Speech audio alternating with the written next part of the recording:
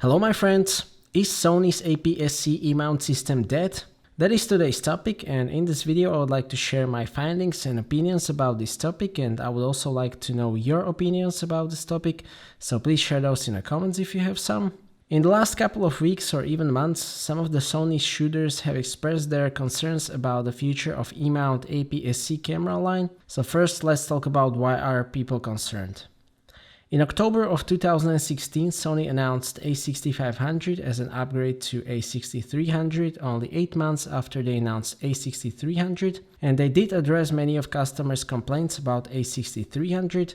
They gave A6500 5-axis in-body image stabilization, a large buffer, touchscreen, Bluetooth geotagging, deeper grip, and so on. And the future seemed to be really bright for APS-C Sony cameras at the time. So why would we think that Sony might be abandoning APS-C market less than 1 year later?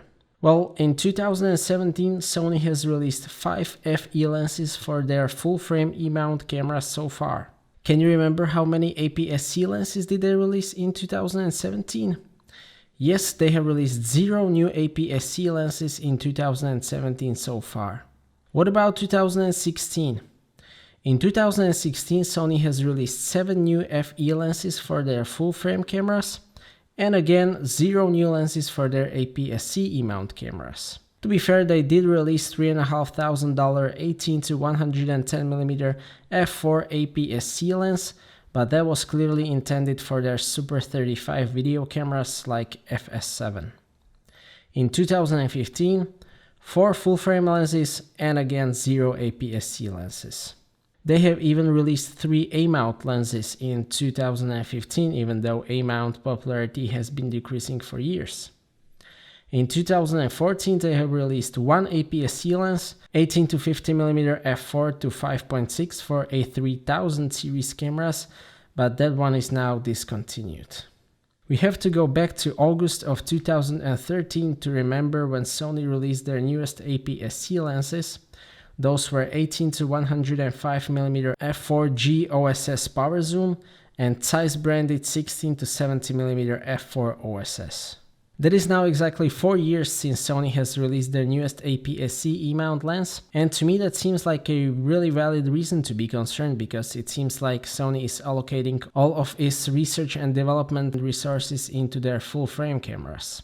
And there definitely is a lot to be improved or added to their APS-C lens selection. I mean, take a look at Fujifilm's X-mount selection. Sony, for example, needs new all-round kit lens, something like 18 to 135mm, better telephoto lens to replace 55 to 210mm, sharper macro lens, fast wide-angle lens, and so on. I miss that all-round lens probably the most. There is 16 to 70mm f4 Zeiss branded lens, but sharpness of that lens is average. Especially in corners, it is very overpriced and there are major issues with quality control. I might be forced to buy that lens in the end if I don't find alternative solution, but I would really hate to do that, and I still hope that some alternative will appear soon. Of course, it is possible to use full-frame lenses on APS-C cameras, but that kind of defeats the purpose of having an APS-C camera, because APS-C lenses can be smaller, lighter, and cheaper, but still sharp, and it is not possible to utilize all of the full-frame glass on crop sensor.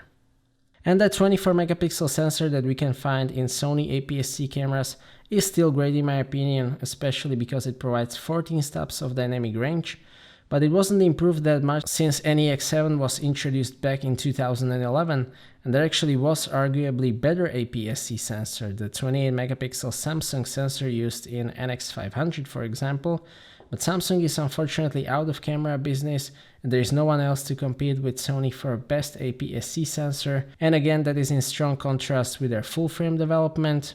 I don't need to tell you how much development has Sony made in full-frame sensors since 2011. Now I realize that it sounds pretty bad, doesn't it?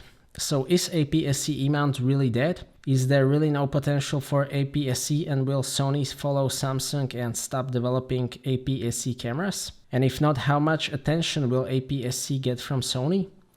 Well, this was written in a recent interview with Sony Digital Imaging Management for DP Review, and I quote, expressing very frank surprise at the idea that some of our readers feel Sony is less committed to APS-C, Sony DI executives assured us that, on the contrary, they are fully committed to APS-C.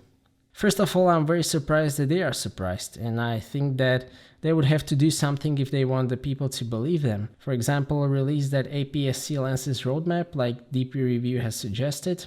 There are some rumors about 60mm f1.4 lens for APS-C being developed, and there should be new E-mount products announced in October after the disappointment from September's announcement. So whether that lens or other APS-C lens will be announced will probably tell us a lot about their plans with APS-C. But all of this actually doesn't mean that you shouldn't buy a 6000 series camera. If it suits your needs and you can find suitable lens or lenses, there's no reason not to buy A6500 or A6300, because those are quite complete cameras and those will be sufficient for most of small production needs, basically until 8K becomes the standard. But if there is something that you really don't like about these cameras, but you still want to invest in Sony APS-C ecosystem with hope that it will improve over the time, it may be a good idea to wait a bit and see what Sony's plans for APS-C are. I personally hope that Sony will continue with development of APS-C cameras, because I think that there is place on the market for those cameras. I love to use my A6500, it is a great package in my opinion. There's still a lot to be improved on that camera, and I would be interested in A6500 successor, but only if Sony or unlikely some other third-party manufacturer comes out with new, useful and sharp APS-C lenses. That 60mm f1.4 would be really nice, so let's keep our fingers crossed for that, otherwise I would probably have to consider other options. So that's it for this video, thank you for watching, I hope that you liked this video and that you found it to be useful. Stay tuned for more videos and maybe consider subscribing if you don't want to miss my future content. I appreciate your feedback in form of thumbs up or thumbs down. If you would like to ask anything or share your opinion, please do so in the comment section, and see you next time.